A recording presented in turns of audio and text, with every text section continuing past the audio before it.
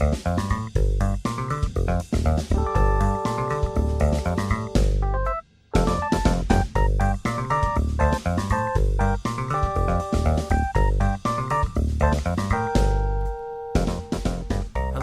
and namaste.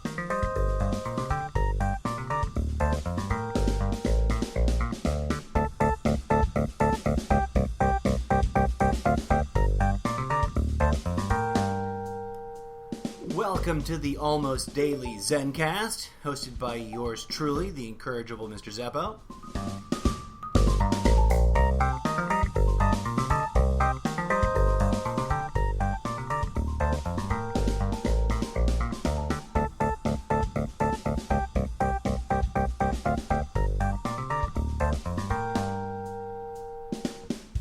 This podcast is a production of SeaTag Studios, the imaginary production company, business plan in my head. Let's get started. Thanks for tuning in. I deeply appreciate it, and I welcome you. I say namaste. Self-liberation. It's a word that, curiously, I don't usually see, or a term, I guess, that I don't usually see used often in our culture at large. There's a lot of talk about freedom. Trumptopia, land of the free. You know, USA, USA, land of the free. There's a lot of talk about freedom, a lot of hype about freedom. Everything's really expensive. Nothing's free. You can't go anywhere without dealing with a lot of impositions. Now, I'm not arguing for a complete and total lack of organizing political structures. I think something's got to be done, right? What I am advocating for is self-liberation, and specifically of the mind.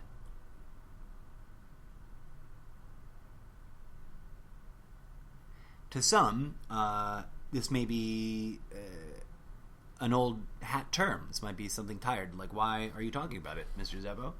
Of course, my intended audience is twofold. I want to attract people who don't know very much about meditation or about spiritual stuff in general, and attract them in towards, and point them towards the notion that spirituality is an individual path, period. So it doesn't matter what inspires you, whether it's this cultural tradition or that cultural tradition. Ultimately, no matter what you do, if you engage in practice, you ultimately transport yourself to a place where it is entirely just you doing the practice. It's got very little to do ultimately with, in other words, as I often say, which people disagree with often, and I've sort of managed to offend some Asian friends who were born into the cultural norm of calling Buddhism a religion, and I don't judge that particularly, but I also don't think that it's technically accurate.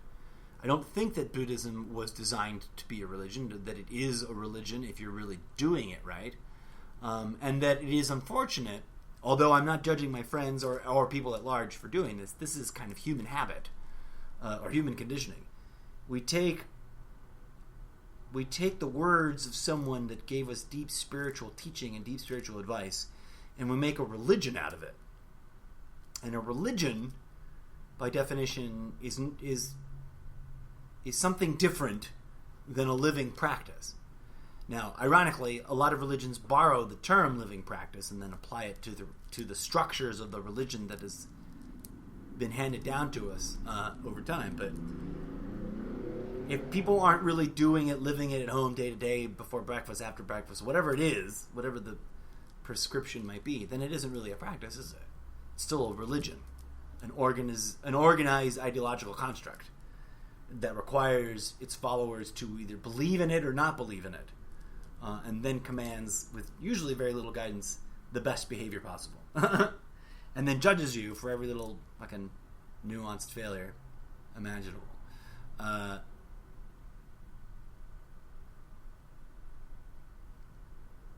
Self-liberation of the mind.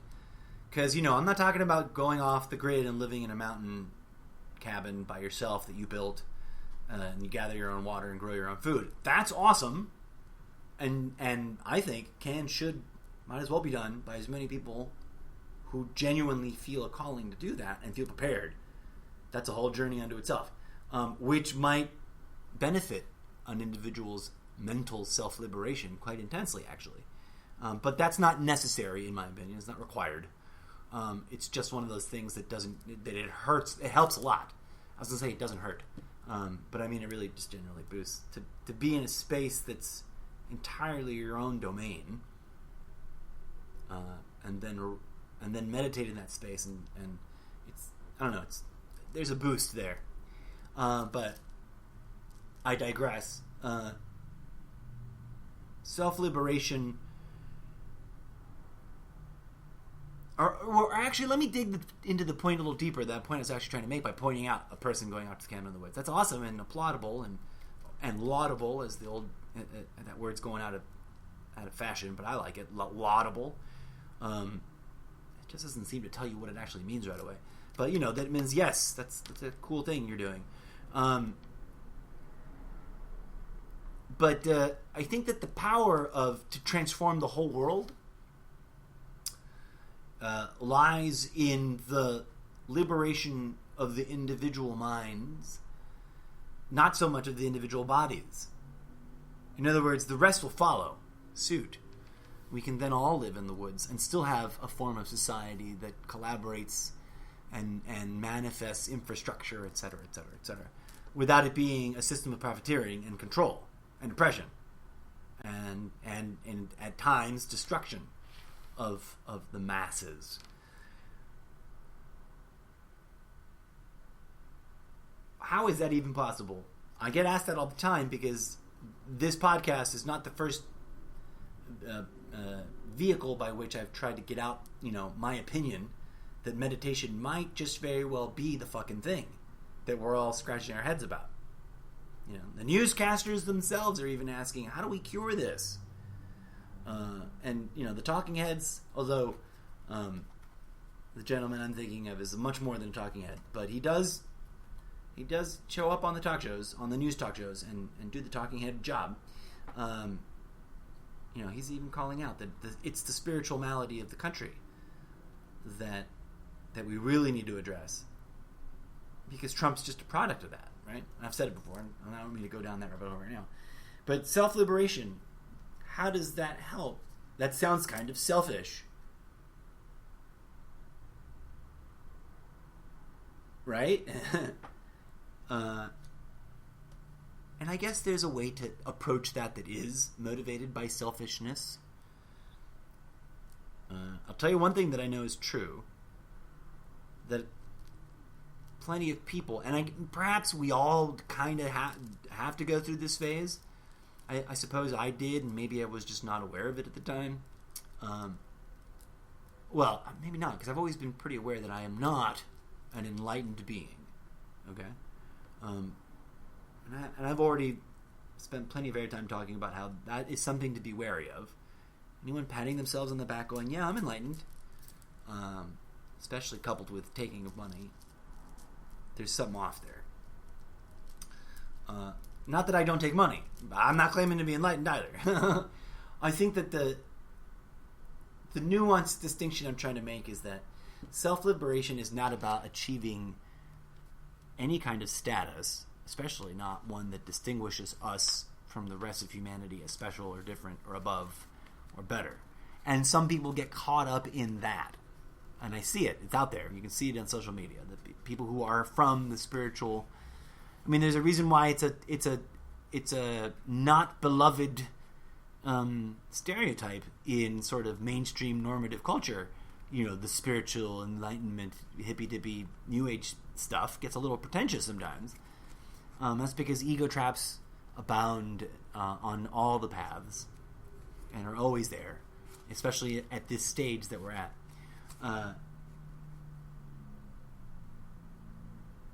Self-liberation of the mind is a process that it's difficult to talk about. Actually, I haven't achieved anything special, I don't think. I've definitely investigated the notion academically from afar. You're reading other people's opinions on it and other people's research on it. And I've explored it, right, as a process, personally, inside myself. I'm an enthusiast. I endorse self-liberation. The logic makes sense to me now. Like, I've had enough experience in my own flawed and inconsistent practice. As flawed as inconsistent as it has been, it's at times been quite intense and very profound to my emotional being. And I guess I have faith. Another word that I try to use very, very carefully. And I don't think, arguably, I would argue that this is not a blind faith that I'm referring to. I have an informed, open-eyed faith in the idea that it is organic and natural, born to our bodies, of us to meditate. And that any culture that distracts us from it, much like stupid, completely meaningless tweets, that if a stand-up comedian had done it and was not the president, it would have just been like, haha, look at this tweet, it went a little viral. It's that stand-up comedian when he did a bit part a few years ago and people forgot about it. Yay. I mean, imagine if you just replace, the context like that. While I don't mean to disrespect or undermine the legitimate arguments about integrity, about it being beneath the office, most certainly. I think we need it as a wake-up call, though. Right? And it probably needs to dig that hole a little deeper before it hits bottom. But we can facilitate the process. And that's that's what I'm about, is like, hey, everybody standing around in awe, in shock, appalled, disgusted, dismayed, whatever your sentiment might be. Instead of constantly being caught back up in the loop of shock and awe and dismay and disgust and defense, because that's what it's always going to be. If he's here for 8 years, God forbid it. God bless it. I hope it doesn't. Not that I don't think that any ideologically defined God is sitting around giving a shit about what I say, because that's not how God is. That isn't even how God works. That's for a whole other show, in my opinion. But I could jump down that barrel right now. But God forbid he hangs on for 8 years.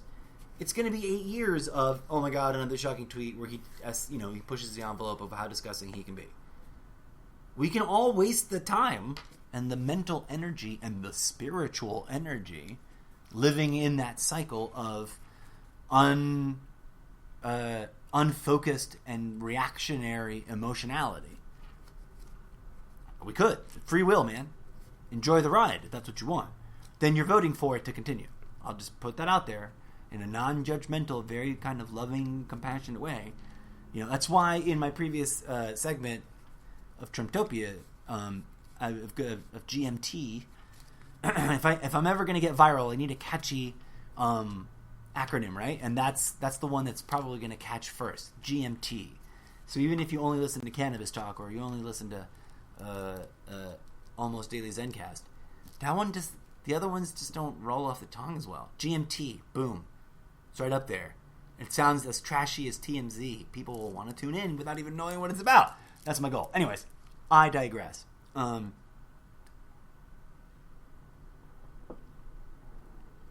We can waste our time voting for that and all the mess that comes with, and forget that it's a distraction on top of it. It's a managed distraction to keep us arguing about whether or not it should be done, about whether what line he has crossed in our social mores, which channel we think is doing the right job of covering him, and which channels are doing the bad job.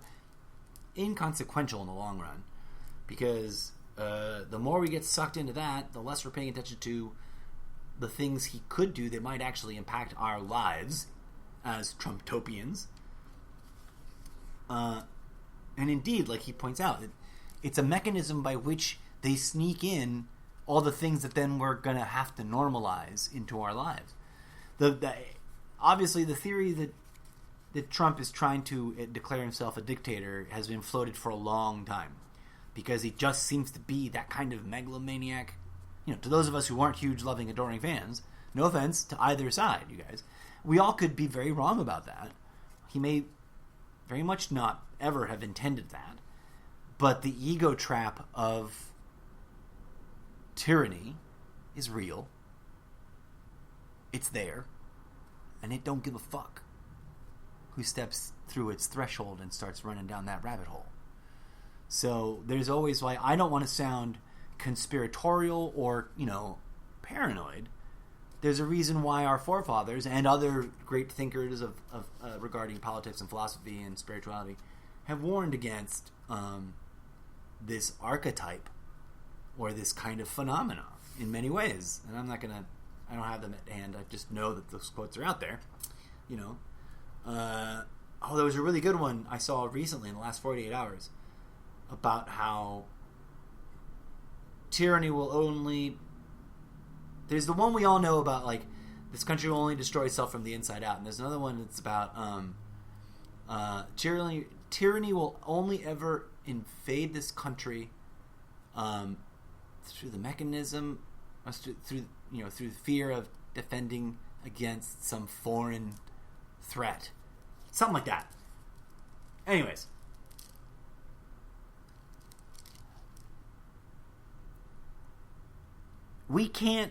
There's no way to force yoga onto anyone. Never, least of all, our fearless leader, Donald Trump, our glorious... I like to poke fun of him, and that's allowed. So even if he was not a megalomaniac on the verge of starting to sound really seriously, like maybe we should be concerned that he's, made some deal with the devil or slipped down the ego trap of tyranny, as I like to call it, because there's no need to invoke the devil. The devil is our ego, folks. I hate to break it to you. Maybe I'll make a funny, fake news segment about that, but it's real news. The devil is our ego, and it has a job to do, and that which is God put it there to do its job, and we can't fight our way out of it. Healing is the only solution. That's what my beef is with gun nuts. They don't get it. It's not about me imposing my will over you. It's about you missing the boat on healing. The more you cling to guns as your tool to solve conflict, the less likely you are to ever really heal. Now, I'm not saying anybody that's ever owned a gun has ever healed about stuff. Sure they have. I don't want to go into that. That's not even part of this isn't even the gun episode or the gun series. I still haven't come up with a good title for it. I once wanted to call it Guntopia, but that's what triggered Trumptopia, and I don't want to have two topias.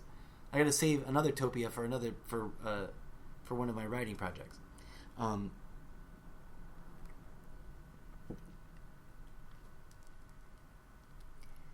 We can't break open the seed, right? You break open the seed, the whole plant dies.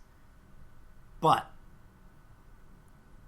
and this is the powerful thing that I have faith in, the more we each step up to our own healing process and heal the little devil on our shoulder. Sure enough, I know that none of us are as crazy as our amazing president. But collectively, we as a society have fostered and put up with and caused unto ourselves this illness, and that's really what it is in my assessment. And arguing about it's going to get us zero-where. It's going to go absolutely no place. And fighting with his supporters ain't going to help anybody either. quite honestly. And I have from the beginning been advocating that we just not choose that as a valid tactic. Trying to share some facts with them, yes, but don't get sucked into the argument. Don't argue with them. Let them know what the facts are, and then say, "I'm done. I'm not here to argue with you. I'm just letting you know. You posted about this topic. Here are the facts. Other things are not the facts, etc." You know what I mean? It's a nuanced difference, but it makes a whole world of difference. It just manifests a world of change. You tell someone, "Hey, this is a fact. I'm not going to fight with you about it. I just want you to look at it and give it an honest go at choosing for yourself whether or not you can debunk it as a fact." You know what I mean? Put the burden on them to debunk the truth. And people sort of then either... And I know that this is the first response that makes you go, "This is a horrible idea," but I don't have to think about it. They'll kind of knee-jerk want to walk away, right? But then people being people, they're going to want to be right.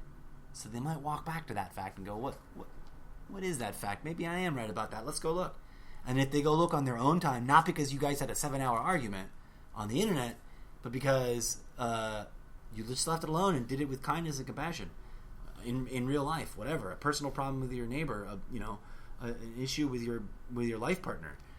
Let them know what you perceive as the truth, and let them, in a just the facts, ma'am kind of way, to borrow that line from the old TV show, just tell you what they perceive to be the truth, and then have then a rational discussion about the differences can be had. But first, as many different philosophical organizations will tell you, look for the similarities. Look for where you connect. Oh, we agree that this is the truth. These 3 items, we know that's real. We have a big gap of understanding on this 4th item. What the fuck? And not in an antagonistic, you're wrong, I'm right, you're right, I'm wrong kind of way, but the only way to achieve healing is to comprehend each other's things and then arrive at a more clear perception of what the actual facts are.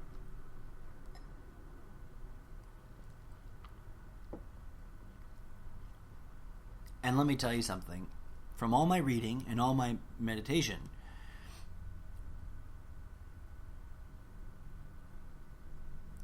I can tell you this as a end result statement. It's much more comfortable and more pleasant and more gentle and more reassuring to sort of what am I trying to describe? To heal one's pain over an ideological construct that we're clinging to that's unhealthy. If we do it through meditation, then through an overwhelming amount of evidence being argued in our face, that's much more difficult and much less likely to result in mind changing and behavior changing results. It just is.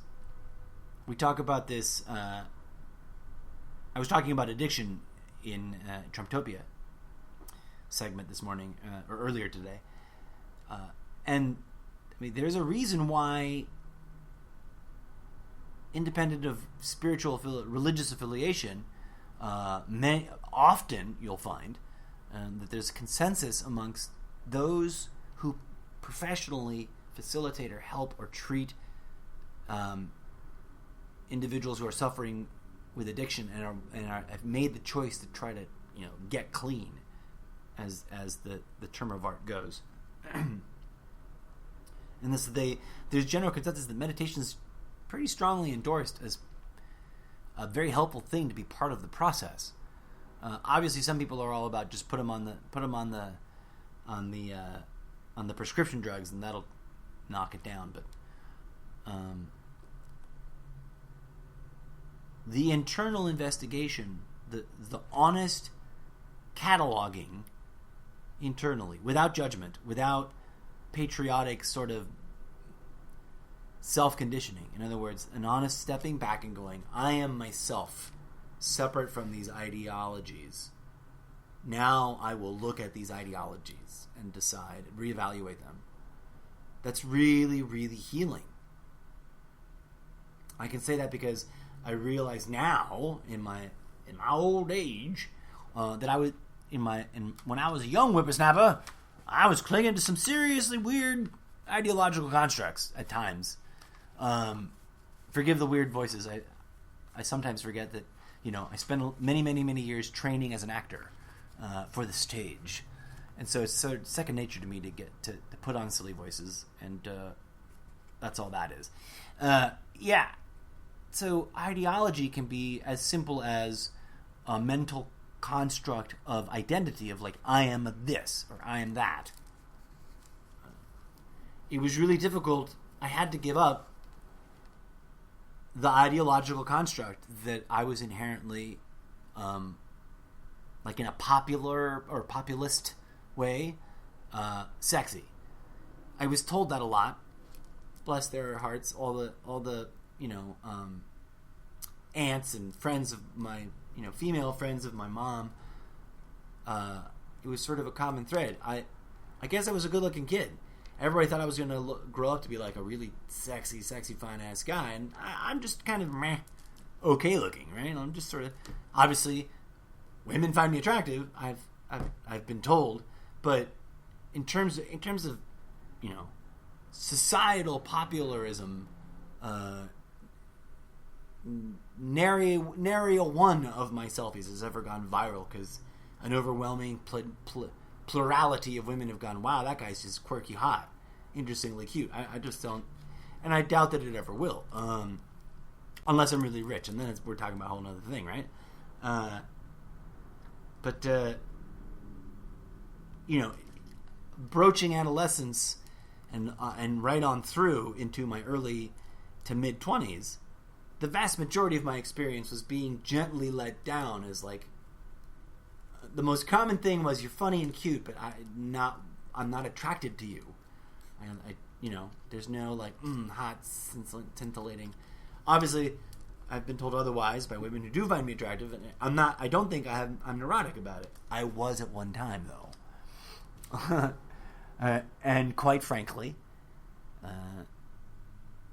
it was really difficult. I understand, I empathize and sympathize in the most holistic and uplifting and positive way that I can try to convey with anybody of any gender, because it happens to boys and girls and transgendered folks, when they have image dysmorphia or some other kind of neuroses of self-judgment over what their bodily appearance is. Life is life, and it manifests an amazing diversity of expression of any given form of life. Even amongst the creatures that look kind of uniformly the same, if you look really close, and I don't mean just physically, if you investigate them really closely, you'll see that oftentimes behaviorally or in other ways, in other dimensions, they have a unique array of diversity amongst themselves.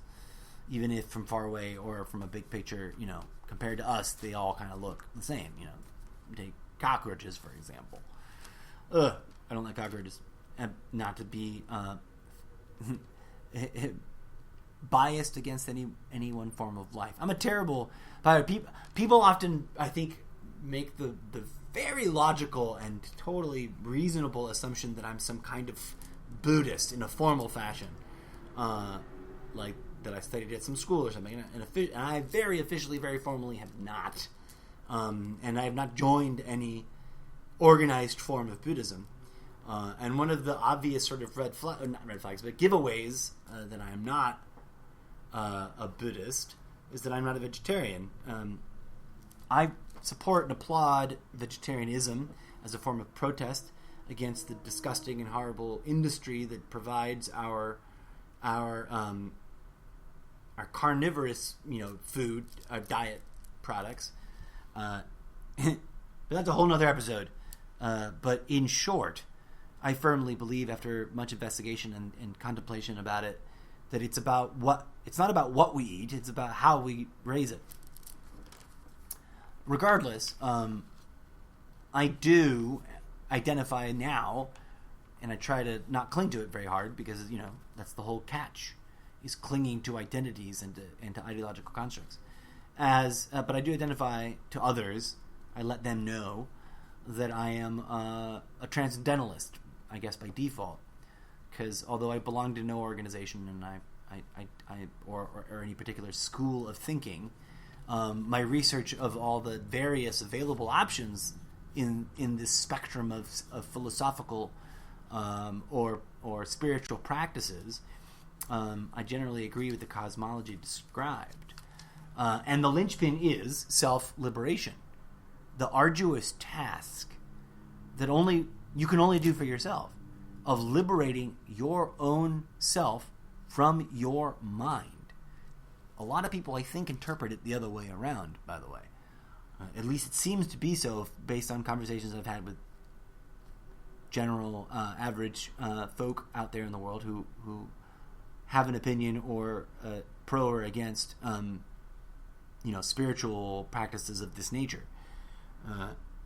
You're not trying to liberate your mind from other things, although one could consider that a step in the process, for sure. And as much as the cultural tradition of from Zen and Buddhist and Hindu origins is to say that there is no goal in meditation, because to have a goal then activates one's ego, right, and then sort of defeats the non-goal, which is to transcend ego. So forgive me the use of the term, but if there is, in as much as that there is a goal, the goal has a lot more to do with liberating yourself from all that which can be identified as your mind, because you are not your mind. Just as much as you are not your bank account or your political affiliation or your place of birth, you are not those things. So self-liberation, it occurs at a place beyond the mind, which is, of course, a place beyond the body.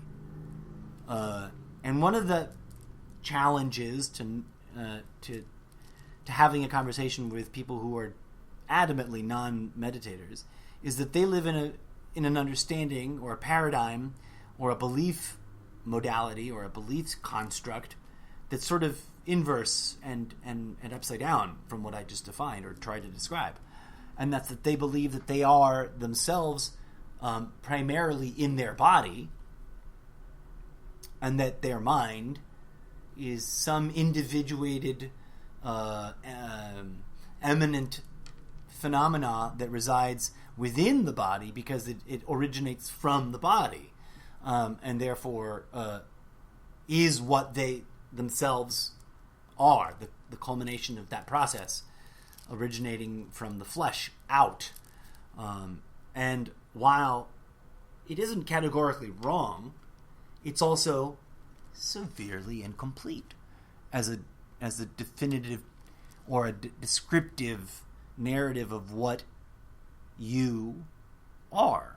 You are much more than that, and much less than that in a way, because the body and the mind are just sort of elements in the phenomena.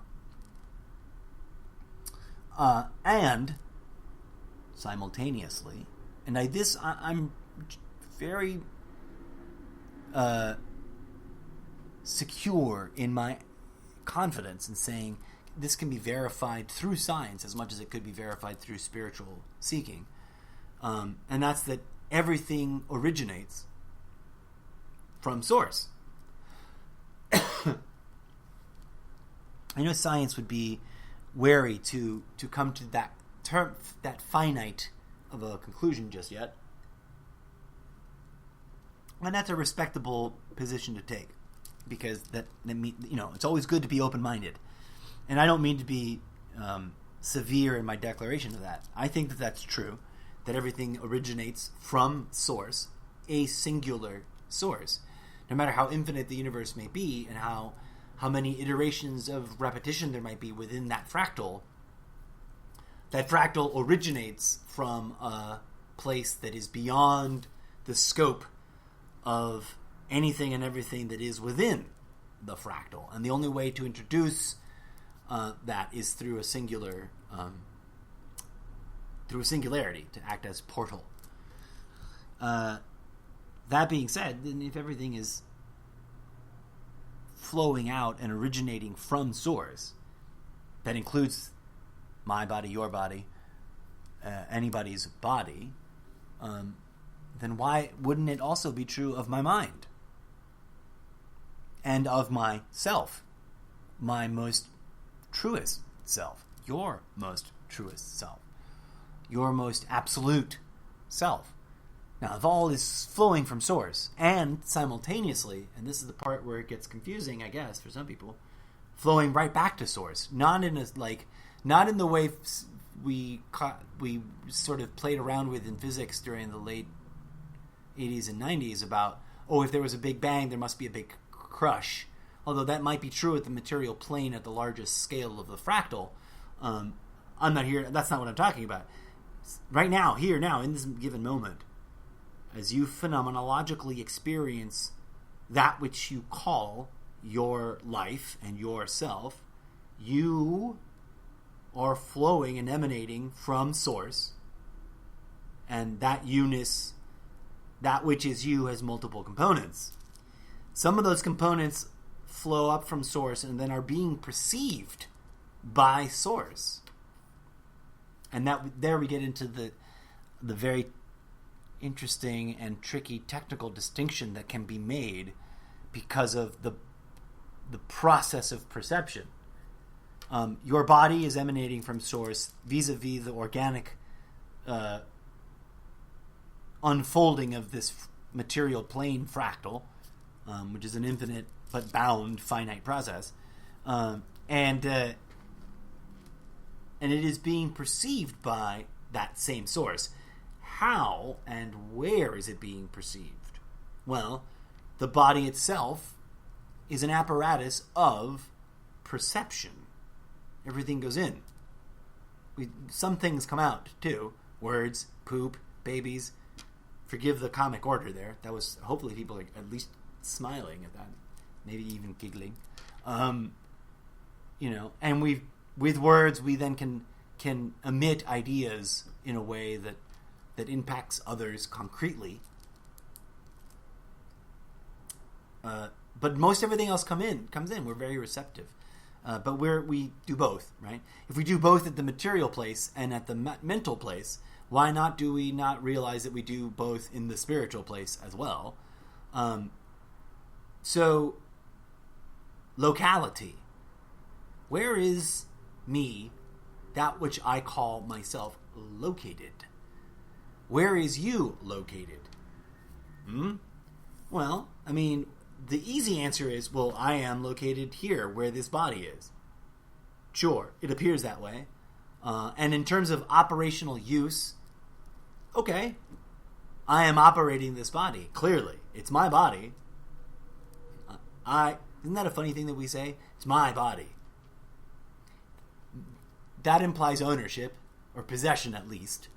And usually that implies sort of a secondary object to the primary object doing the possessing and the owning, or in this case the operating. And this vessel that we operate, that we possess, that we call our own,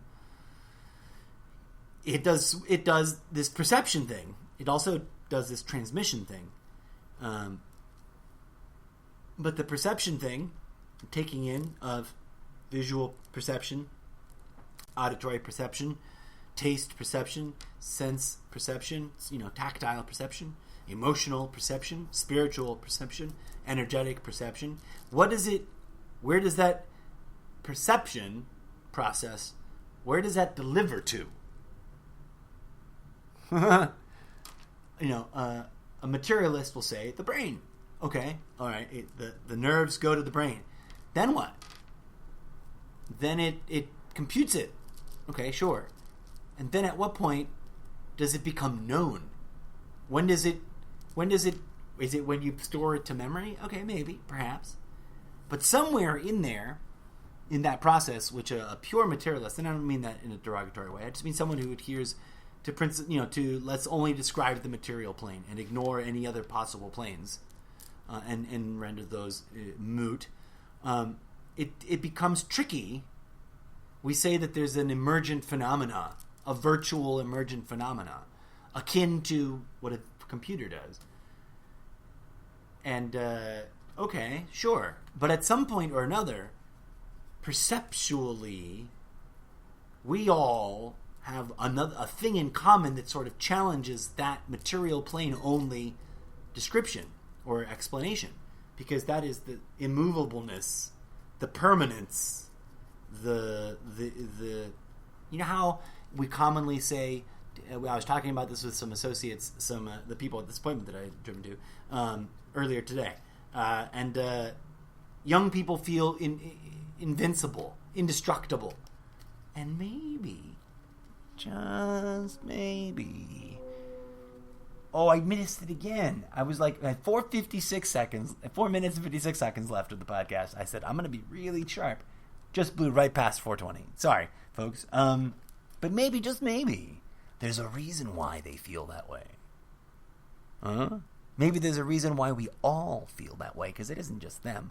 We badger them about it later on once we've acknowledged that despite feeling that way, we have to acknowledge that we are not, because we've learned a lesson or two about our body not being invincible. But give it to me, folks. If you were really keeping it 100% fucking real,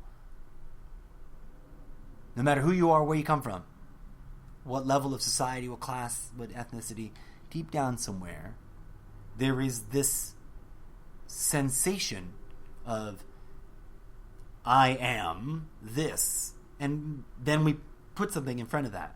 I am this body. I am this, right? But we're kind of filling in the blank. That usually leaves us feeling not 100% satisfied, because those things are not as indestructible and as, I don't know. I think and we can chalk it up to ego, and I think that, yes, ego plays with this card, plays with this notion a lot in order to seduce us down ego traps. But I think that there's also a truth to this sensation. Deep down, if I were to be really honest, setting to the best of my ability my ego aside, I feel that which I sense as me, that I'm pointing to, whatever that is, isn't entirely part of this body, because it is more permanent than this body. It is common for people to say, oh, I still feel 12. I still feel 13. They pick a number from an era in their age, in their body avatar life cycle, that felt the most perfect. And part of it is nostalgia, I'll give you that. But part of it is a real retention of the sensation of I have not changed from that time.